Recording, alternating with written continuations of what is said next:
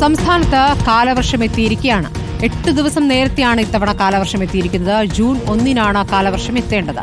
1.5 പതിറ്റാണ്ടിനു ശേഷമാണ് കാലവർഷം നേരത്തെ എത്തുന്നത്. ദുരന്ത നിവാരണ അതോറിറ്റി ഉദ്യോഗസ്ഥരുമായി റവന്യൂ മന്ത്രിയുടെ ചർച്ച ഇപ്പോൾ നടക്കുകയാണ്. റോഷിപാലും ആഷൻ ഡിയാഗോയും ചേരുകയാണ്.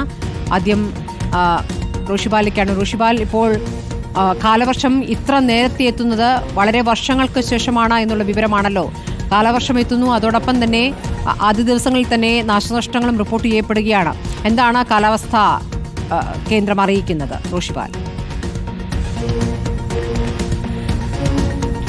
സ്മൃതി, 2009 ശേഷം ആദ്യമായാണ് കാലവർഷം നേരത്തെ എത്തുന്നത്. 8 ദിവസം മുമ്പ് മഴ എത്തിയെന്നതാണ് പ്രധാനപ്പെട്ടത്. കേന്ദ്ര കാലാവസ്ഥാ നിരീക്ഷണ കേന്ദ്രം നേരത്തെ തന്നെ അങ്ങനെ ഒരു മുന്നറിയിപ്പ് നൽകിയിരുന്നു. ഈ തവണ പതിവിൽ നിന്ന് വ്യത്യസ്തമായി ജൂൺ 1-നായിരിക്കില്ല, വളരെ നേരത്തെ തന്നെ കാലവർഷം എത്തുമെന്ന്. സമാനമായ രീതിയിൽ തന്നെ കാലവർഷം ഇന്ന് അത് സ്ഥിരീകരിച്ചു കഴിഞ്ഞു. 2009 മെയ് 23-നായിരുന്നു കാലവർഷം എത്തിയത്.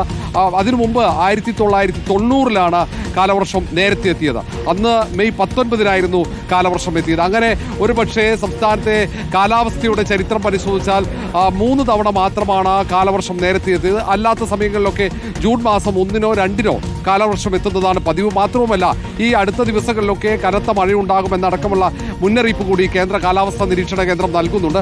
ഈ മഴയ്ക്കൊപ്പം തന്നെ ശക്തമായ കാറ്റ് സംസ്ഥാനത്ത് വ്യാപകമായി വീശുമെന്നാണ് ഒടുവിൽ കേന്ദ്ര കാലാവസ്ഥാ നിരീക്ഷണ കേന്ദ്രം നൽകുന്ന മുന്നറിയിപ്പ്. അതിൽ തിരുവനന്തപുരത്ത് 59 കിലോമീറ്റർ വേഗതയിൽ കാറ്റടിക്കുമെന്നാണ് മുന്നറിയിപ്പ്. മറ്റു ജില്ലകളിലും സമാനമായ രീതിയിൽ തന്നെ കാറ്റുണ്ടാകും. കാറ്റ് വലിയ രീതിയിൽ നാശനഷ്ടങ്ങൾ വരുത്തുമെന്ന മുന്നറിയിപ്പ് കൂടിയുണ്ട്, സ്മൃതി.